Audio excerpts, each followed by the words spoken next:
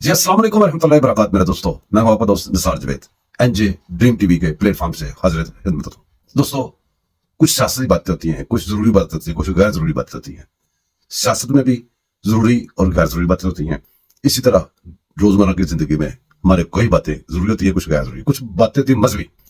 जब बात आ जाएगी मजहब की, अगर आपका मजहब इस्लाम है, आपका हिंदू मजहब नहीं है, लेकिन उस हिंदू मजहब किसी का तो मजहब है ना, उसमें कुछ बातें ऐसी होंगी जो उनके लिए बड़ी खास होंगी, आपके लिए फजूल होंगी। इसी तरह मजहब इस्लाम में मुसलमानों के लिए वो बातें बड़ी अहम होंगी जो दूसरे मजाहब हैं उनके लोगों के लिए एक आम बात होगी। दोस्तों, इस्लाम ने दुनिया को क्या कुछ दिया? इस्लाम ने दुनिया को बहुत कुछ दिया। जो देने वाला होता है उसके दुश्मन देते हैं, जो देने वाला होता है उसे जेलसी होती है, उसके ऊपर जिसके पास कुछ होगा उसको डाके पड़ेंगे। तो इस्लाम के पास बहुत कुछ है, अभी भी बहुत कुछ है, तो इसलिए डाके पड़ते हैं। पूरा मिडिल ईस्ट बातें करने को बहुत सारी हैं, उन बातों को छोड़े। मैं आपको आज की बात जो है वो बड़ी गौर तरफ है, आपने गौर से सुननी है प्लीज, मेहरबानी।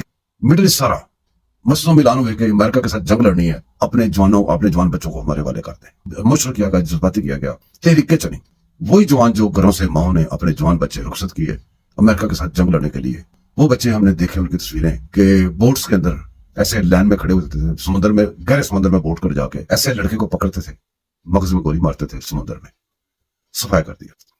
दूर न जाए, ये तो आपको मिसाल एक दी है। पाकिस्तान में जो इमरानडोज एंड कादियानडोज हैं, इन्होंने क्या किया? आप गौर करें। मजहब की किसी छोटी बात के ऊपर मुश्किल किया, लोगों के जज्बात को उबारा, ऐसी तहरीक चलवाई, पैसे देके, फंड्स देके, आपको सामने देखा, टीवी के ऊपर खड़े होकर पैसे दिए। उसने ये नहीं मैं कह रहा कि भी सारे बंदे पैसों के लिए बाहर आए थे, अपने जज्बात से मजबूर होकर भी लोग बाहर आए थे, अपने जज्बे से बाहर आए थे। असल में टारगेट वही लोग करने होते हैं जो अपने जज्बे से आते हैं। तहरीकें चलाई गई, जो तहरीकें चलाने में जो आलाकार बने, हो सकता है उनकी भी बदनीति ना हो, बल्कि यकीनन उनकी बदनीति नहीं थी। वो तहरीकें चला के उसका मकसद ये होता था कि जो जज्बा छुपा हुआ है उसको बाहर निकालना। जब वो जज्बा बाहर निकलता था उसको कुचल दिया जाता था। बाद में जिनसे तहरीकें चलाई गई उनको भी कत्ल कर दिया गया। किस तरीके से? एक लंबी स्टोरी है। जो बात मानने वाले थे उनको रख लिया गया, जो नहीं मानने वाले थे उनको रास्ते से हटा दिया गया और जज्बे को कुचल दिया गया। बार बार यही इसको रूटीन आप देखें, इसको रिपीट किया गया।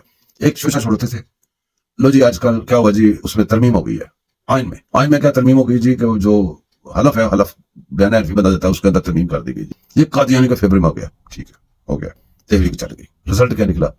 वो सारा कुछ उधर ही रह गया। वो जो लोग तहरीक चलाने के लिए निकले जज्बे के लिए, उनको गोलियां, आंसू गैस, पता नहीं छुरी क्या कुछ खत्म हो गए। जिनसे तहरीक चलवाई सारी दुनिया कहती है उनको जहर दिया गया। मैं नहीं कहता, दुनिया कह रही है, बल्कि इमरान खान साहब ने खुद बताया था कि एक जहर होता है, उससे हार्ट अटैक लगता है। और वो बंदा जिसने सबके जज्बात उबारे, जिसके ऊपर इल्म का खजाना था, वो बाबा जी, वो लास्ट कहां से चाय वगैरह पी के आए थे, वो भी सारे जानते हैं। तो उसके बाद क्या हुआ वो भी सारे जानते हैं। उसके बाद तहरीक का क्या हुआ वो भी सारे जानते हैं।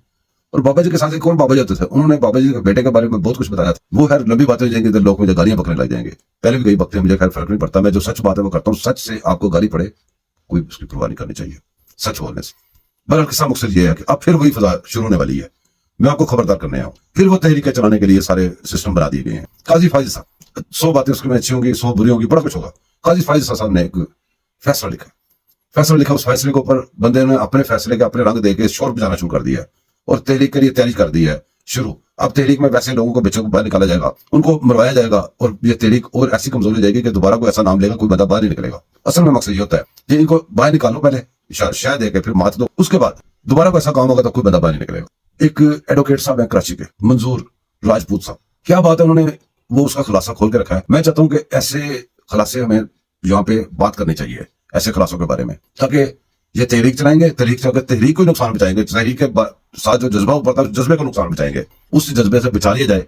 जो लोग कुछ 4 चिलड़ लेके, 4 दाने लेके इसको हवा दे रहे हैं, सब कुछ कर रहे हैं, अपनी अकल का दरवाजा खोलें, ये एडवोकेट साहब के पास सुने और फैसले की तशरीह सुने और फिर फैसला करें। सुने प्लीज। वालेकुम रहमतुल्लाहि व बरकातहू। मेरा नाम मंजूर अहमद राजपूत एडवोकेट है। मैं कराची प्रैक्टिस करता हूँ और अल्लाह का शुक्र है 28-30 साल से खत्म केसों में, खासकर कादियों के खिलाफ केसों में मैं अपील हुआ हूँ। और मेरे ख्याल है कि पाकिस्तान की तारीख में 17 फैसले हमारे सिंध से हुए हैं, जिसमें 68 केसेस हमने किए हैं और मजीद अभी 8 FIR हैं जो मैंने रात कराए, उनके हवाले से हमारे साथियों ने रजिस्टर कराई हैं।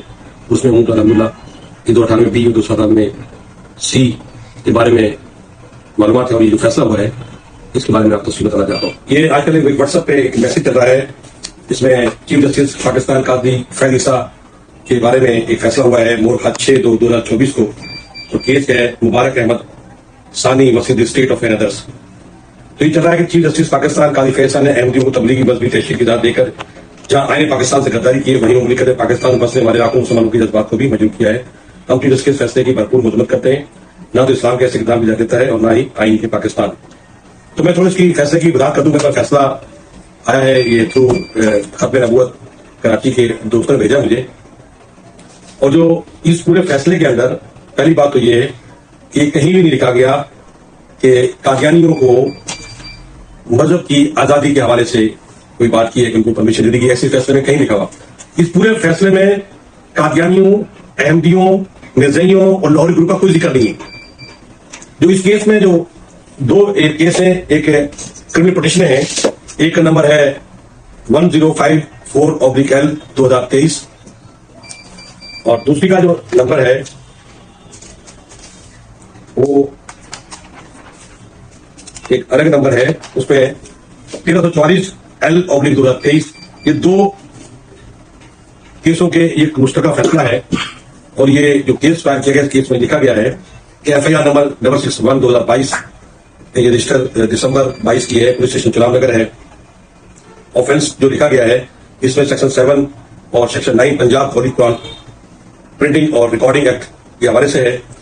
इसमें जो बात मेंशन की गई है वो है 1.5 दफा 295B और 298C का जिक्र किया गया है। इस वजह से आपने लिखा है तो ये जो कानून जो बना गया था, ये Quran act, Punjab Quran printing act का, ये 2021 में बना था और जुर्म जो हुआ है 2019 में हुआ है। लिहाजा ये ऑफेंस तो लागू नहीं होता उस पर। 19 का आपने वक़्फ़ा बताया है तो 2021 में ये कानून बना, ये बात सही है। दूसरी बात जैसा आप देखी कि 298C और 295B के तहत मुलजमान पर चार्ज लगा और जो लिखा है कि पुलिस ने पूरी मुद्दई के वकील ने और पुलिस ने लिखा है कि कहीं भी 298C और 295B की जो जुर्म है उसका तज़किरा कहीं भी नहीं है कि कौन सा जुर्म क्या ये दफा उसमें रखती है। लिहाजा ये दोनों सेक्शन खत्म की जाती है।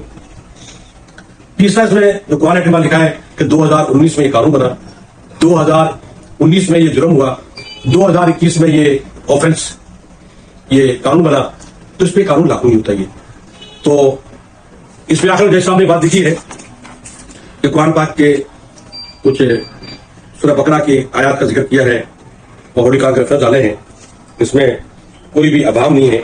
आखिर में जो बात लिखी है आर्टिकल 20 के हवाले से, आर्टिकल 10A के हवाले से, जैसा आपने इसमें कोई भी ऐसी बात गलत लिखी जिससे कोई इसका गलत मतलब ले कि कादियानियों को मजहबी आजादी है। नंबर 1 ये आर्टिकल 220 में जय नहीं लिखता, फिर भी इसमें लिखा हुआ है कि तमाम पाकिस्तान में तमाम शहरियों को अपनी मजहबी आजादी है एज पर कॉन्स्टिट्यूशन, आइन के तहत। जो मज़ाहिब आइन में डिक्लेयर है उनको आजादी है, जैसा आप लिखें या ना लिखें। लेकिन जो मजहब नहीं है उनको आजादी कैसे होगी? तो ये बात कहना कि कादियानियों को आजादी दी, ऐसा कहीं नहीं लिखा हुआ। ना कादियों के बारे में इसकी बात लिखी है, ना कादियानियों के मसले के बारे में बात लिखी है, ना अहमदी, लाहौरी, मिर्ज़ी के बारे में कोई नहीं। ये जो भी बंदा इसके अंदर इंटरप्रिटेशन कर रहा है और ये व्हाट्सएप पे एक वायरल कर रहा है, ये उसको नहीं करना चाहिए। इस जजमेंट के अंदर ऐसी कोई बात नहीं है। आर्टिकल 20 तो लिखा हुआ उसमें कि तमाम पाकिस्तान शहरी इक्वल है, उनको राइट है मजहब की आजादी का और मजहब की तब्लीग करने का। किनको? As per constitution, as per आइन।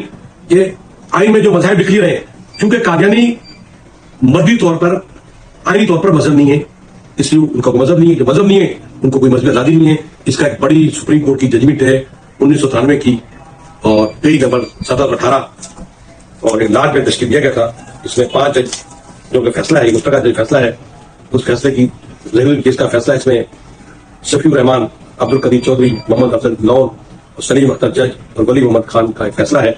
उसमें तमाम सब आर्टिकल 20 नहीं, आर्टिकल 19, आर्टिकल 25, आर्टिकल 7, 10, 12 सबका जिक्र करके डिफाइन किया गया है कि कादियानी जो है मजहबी तौर पर कोई मजहब नहीं है और ये अपने मजहब की तबलीग नहीं कर सकते और किसी भी पाकिस्तानी शहरी को। जी मेरे दोस्तों, बात है कि याद रखनी है आपने, ये आपने सुन लिया तशरीह, अपनी अकल के नाखून लें, अपनी अकल से सोचें और ऐसी कोई तहरीक ना चलाएं। ये तहरीक जिसके लिए निकाले, जिस काज के लिए तहरीक निकालेंगे, उस काज को नुकसान पहुंचाने के लिए तहरीक निकाली है। दुआ में याद रखिएगा। मेरे चैनल को सब्सक्राइब कीजिएगा, लाइक कीजिएगा, शेयर कीजिएगा। मिलेंगे किसी और प्रोग्राम में। अल्लाह हाफिज।